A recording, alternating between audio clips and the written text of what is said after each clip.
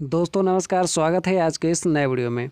आज के वीडियो में हम लोग बात करने वाले हैं कि बीए सेमेस्टर 4 के लिए जियोग्राफी ऑनर्स है, ठीक है। जियोग्राफी ऑनर्स का CC8 का पेपर, ठीक है। सेमेस्टर 4 में आता है CC8, ठीक है, सेमेस्टर 4। और इसमें CC8 का मैं आपको पेपर बताने वाला हूँ कि किस तरह का सवाल आता है, ठीक है। ये 2024 में एग्ज़ाम हुआ है, वही पेपर है, ठीक है। यहाँ पे आपको दिख रहा होगा 2023 लिखा हुआ है यहाँ पे, लेकिन ये एग्ज़ाम जो है 2024 में हुआ है, ठीक है। तो उसी का पेपर मैं आपको यहाँ पे दिखाने वाला हूँ। तो किस तरह का सवाल आता है वो आप देखिएगा, ठीक है। और ये जियोग्राफी में इकोनॉमिक्स जियोग्राफी से रिलेटेड है, ठीक है। मतलब इकोनॉमिक जियोग्राफी का इसमें सवाल है, ठीक है। सिलेबस में मैं आपको बता दूंगा। यहाँ पे चलिए मैं आपको सवाल बताता हूँ पहले कि देखिए, आपको यहाँ पर ग्रुप ए और ग्रुप बी दो ग्रुप मिलेंगे, ठीक है।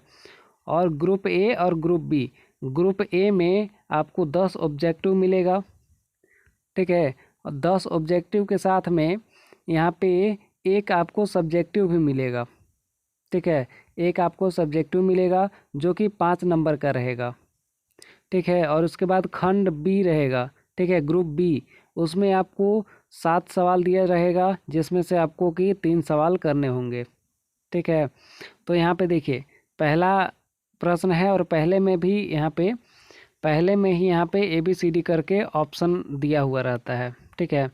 यहाँ पे देखिए क्या कह रहा है कि ये सवाल कि उन सब प्रकार के भौतिक साधनों, क्रियाओं, रीति रिवाजों तथा मानव शक्तियों का विवरण आर्थिक भूगोल की सीमा के अंतर्गत आता है, जो आजीविका प्रदान करने में सहायक सिद्ध होते हैं। यह कथन किसका है, ठीक है। तो यह कथन जो है हसिंगटन का है, ठीक है। हसिंगटन विद्वान है, ठीक है, जियोग्राफी के, उन्हीं का कथन है। चलिए अगला सवाल है फिर कि इनमें से कौन आर्थिक भूगोल की शाखा नहीं है। तो इनमें से आर्थिक भूगोल की शाखा की बात करें तो यहाँ पे देखिए, परिवहन भूगोल है, वाणिज्य भूगोल है और राजनीतिक भूगोल है। तो यहाँ पे राजनीतिक भूगोल सही हो जाएगा, ठीक है। राजनीतिक भूगोल यानी कि पॉलिटिकल जियोग्राफी जो है आर्थिक भूगोल की भाग नहीं है, ठीक है, आर्थिक भूगोल की शाखा नहीं है। चलिए आगे बढ़ते हैं। आर्थिक भूगोल को वाणिज्य भूगोल से अलग करने का श्रेय किसे जाता है। तो देखिए, इसका उत्तर में मैं भी कंफर्म नहीं हूँ, ठीक है, लेकिन यहाँ पे इसका सही उत्तर हो सकता है कार्ल सावर, ठीक है। ये तीसरा ऑप्शन आप लोग गूगल पर सर्च कर लीजिएगा, ठीक है। चलिए अगला सवाल फिर है यहाँ पे डी कि व्यापार को किस आर्थिक क्रिया के अंतर्गत सम्मिलित किया जाता है। तो व्यापार जो आता है तृतीय क्षेत्र के अंतर्गत आता है, ठीक है। व्यापार तृतीय क्षेत्र के अंतर्गत आ जाएगा। चलिए अगला है खनिज संसाधन प्रभावित करते हैं। तो खनिज संसाधन किसको प्रभावित करते हैं, तो सही उत्तर हो जाएगा निर्माण उद्योग को, ठीक है। चलिए अगला है फिर यहाँ पे वॉन थ्योरेन का सिद्धांत कितनी मान्यताओं पर आधारित है। तो वॉन थ्योरेन का सिद्धांत 6 मान्यताओं पर आधारित है, ठीक है, सही उत्तर होगा 6। चलिए अगला है इंडोनेशिया में स्थानांतरित कृषि को क्या कहते हैं।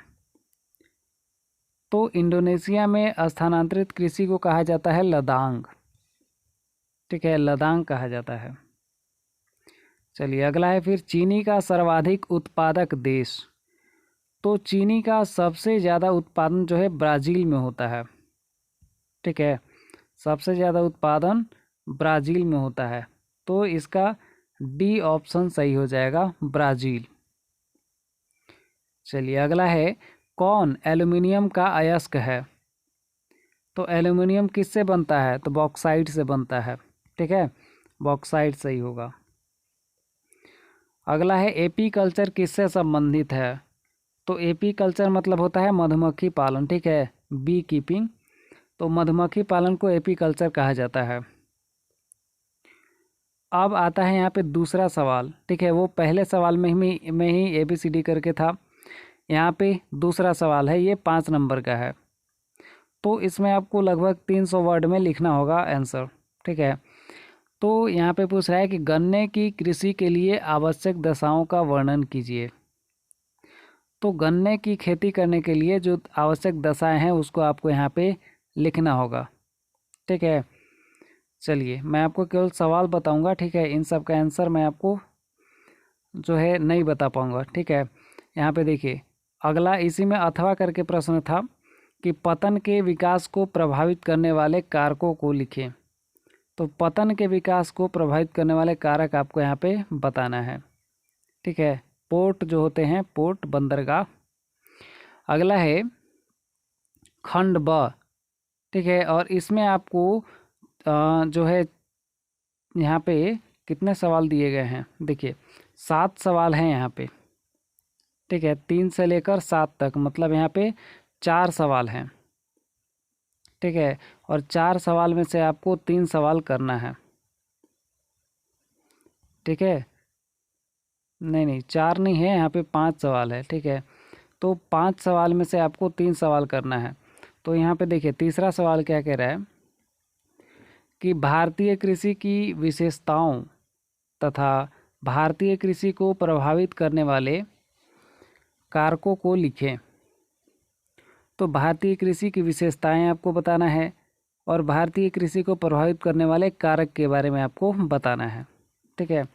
फिर आता है वॉन थ्यूनेन की कृषि अवस्थिति सिद्धांत का विस्तार पूर्वक व्याख्या कीजिए, ठीक है। वॉन थ्यूनेन का कृषि अवस्थिति सिद्धांत है, उसी की व्याख्या आपको करना है।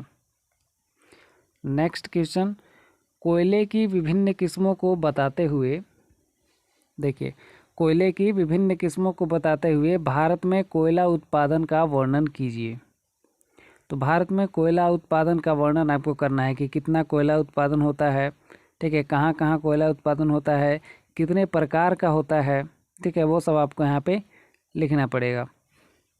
अगला है फिर कपास की कृषि के लिए किस प्रकार की भौगोलिक परिस्थितियाँ आवश्यक है तथा इसके विश्व वितरण को दर्शाएं।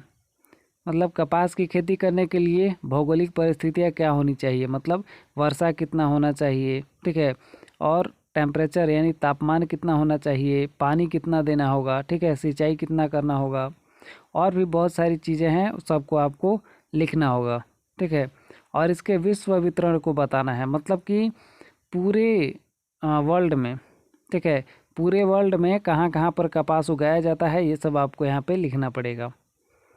अगला है भारत के आर्थिक विकास में सड़क परिवहन के महत्व को समझाइए। तो भारत में आर्थिक विकास में जो है, आर्थिक विकास किस तरह से सड़क परिवहन सहायता करता है, मतलब कि भारत के आर्थिक विकास में सड़क परिवहन किस तरह से सहायता करता है, वो आपको यहाँ पे बताना है, ठीक है। तो ये थे सवाल, और आगे CC 9 और 10 का भी आपको मिल जाएगा, ठीक है। तो उसको भी आप ज़रूर देख लीजिएगा अगर आपको अच्छे तरीके से तैयारी करना है तो चलिए अब हम मिलेंगे नेक्स्ट वीडियो में।